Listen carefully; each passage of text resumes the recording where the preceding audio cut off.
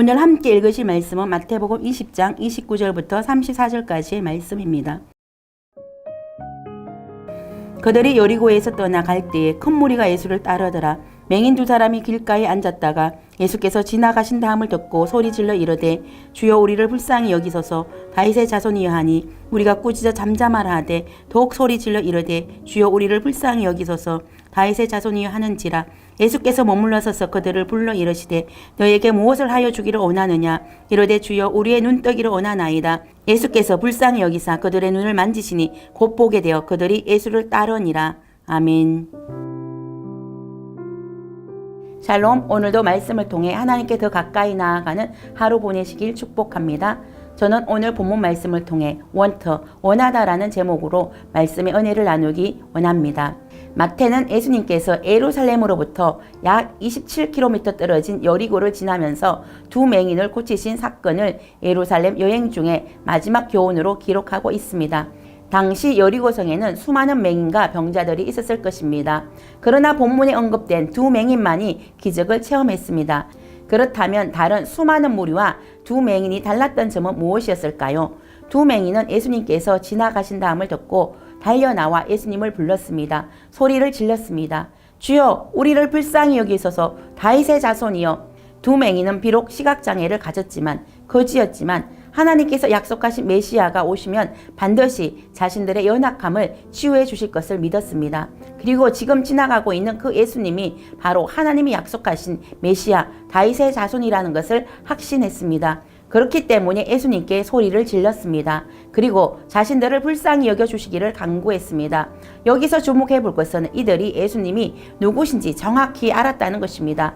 예수님은 이스라엘 백성들이 기다리는 메시아 바로 다윗의 자손이라는 것을 알았습니다. 누가복음 4장 18절 주의 성령이 내게 임하셨으니 이는 가난한 자에게 복음을 전하게 하시려고 내게 기름을 부으시고 나를 보내사 포로된 자에게 자유를 눈먼 자에게 다시 보게 함을 전파하며 눌린 자를 자유케 하고. 예수님은 바로 가난한 자에게 복음을 전하시고 포로된 자에게 자유를 눈먼 자에게 다시 보게 하시기 위해 오셨습니다.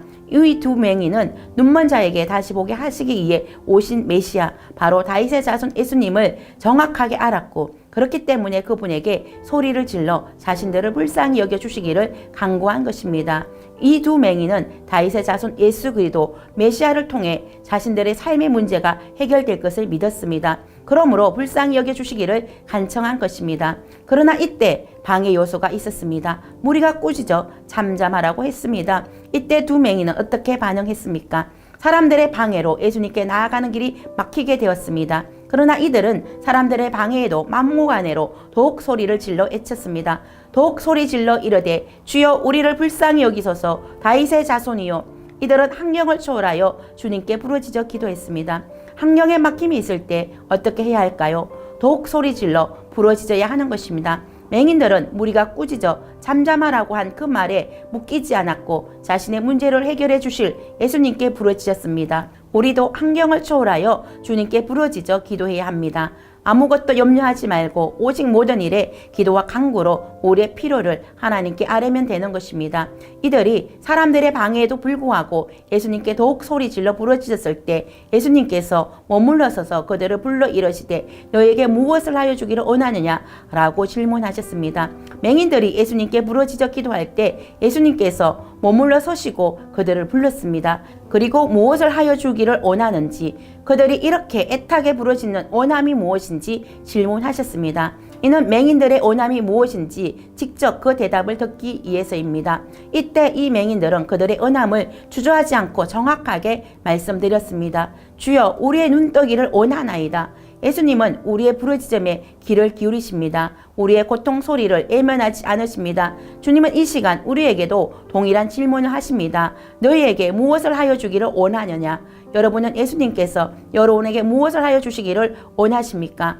여러분은 분명한 마음의 소원, 원함이 있습니까? 여러분이 명확하고 분명한 원함이 있을 때 그것을 하나님께 아뢰면 하나님은 여러분의 원함에 응답해 주실 것을 믿으시기 바랍니다. 눈 뜨기를 간절히 원했던 두 맹인을 향하여 예수님은 그들을 불쌍히 여기시고 그들의 눈을 만져주셨습니다. 유대인들은 불구자를 부정한 자로 여겼습니다. 그러므로 이 시각장애인의 눈은 태어나면서부터 그 누구의 손으로부터 철저히 애면을 당했던 것입니다. 그렇기 때문에 이들은 육체적 장애뿐만 아니라 마음의 상처와 애로움이 있었을 것입니다.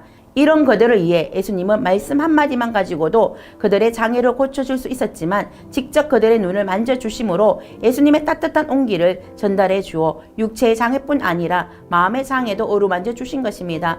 예수님은 전인격적인 치유를 허락해 주시기를 원했던 것입니다. 예수님께서 그들의 눈을 만져주시자 그들은 곧 보게 되었고 그들이 예수님을 따랐습니다.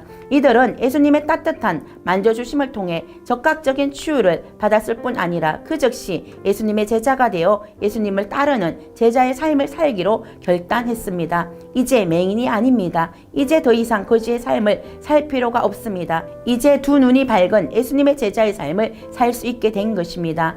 눈 뜨기를 원하는 간절한 원함을 다윗의 자손 예수님께 가지고 갔을 때 그들의 마음의 소원이 응답되었고 더 이상 맹인으로 거지로 살지 않아도 되는 인생의 큰 변화를 경험하게 되었습니다. 저와 여러분의 인생도 이 맹인처럼 하나님께 우리의 원함을 가지고 나아가 주님께 부르짖어 기도함으로 응답받고 예수님의 제자로 새로운 삶을 살 수 있기를 축복합니다.